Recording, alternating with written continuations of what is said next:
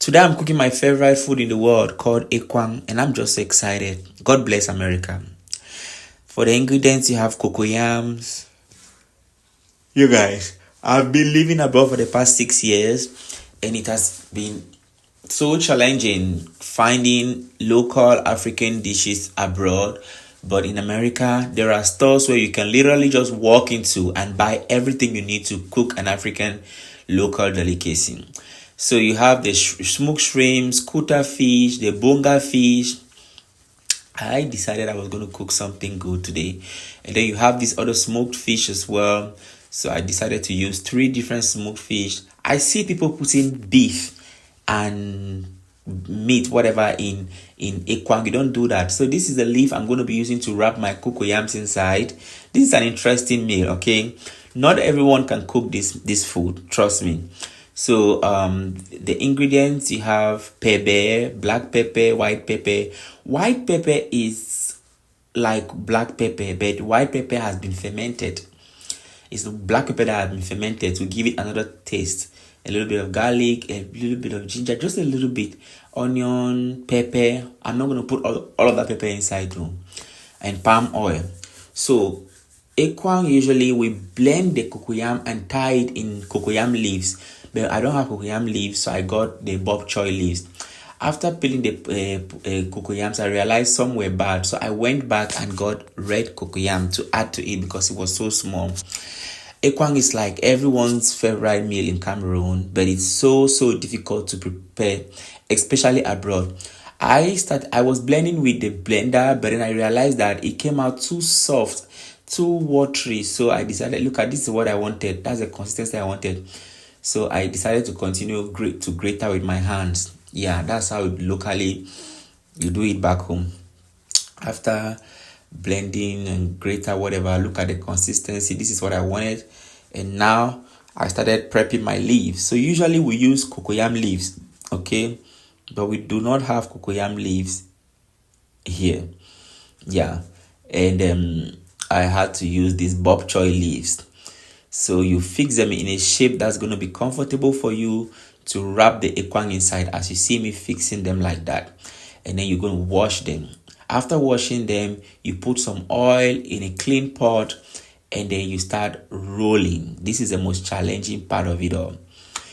This is the most challenging part of it all.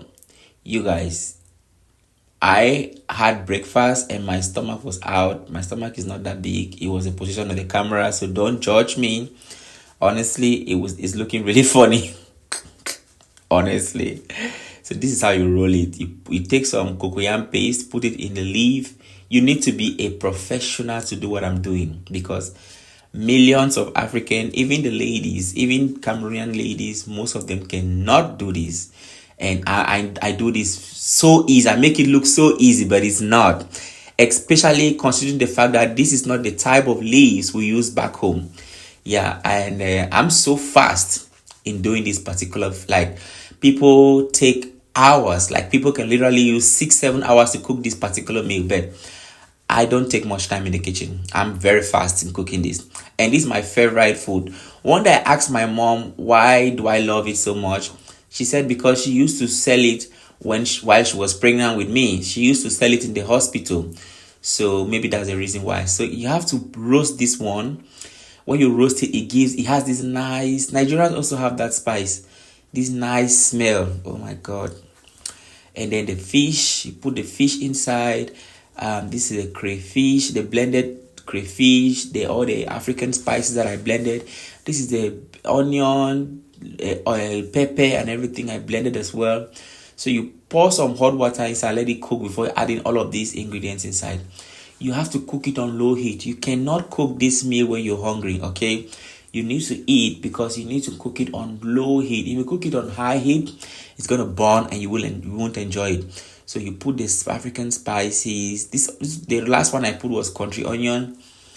It looks similar to the one I burned, but they have different flavors and taste. Trust me, you guys, this food was so good.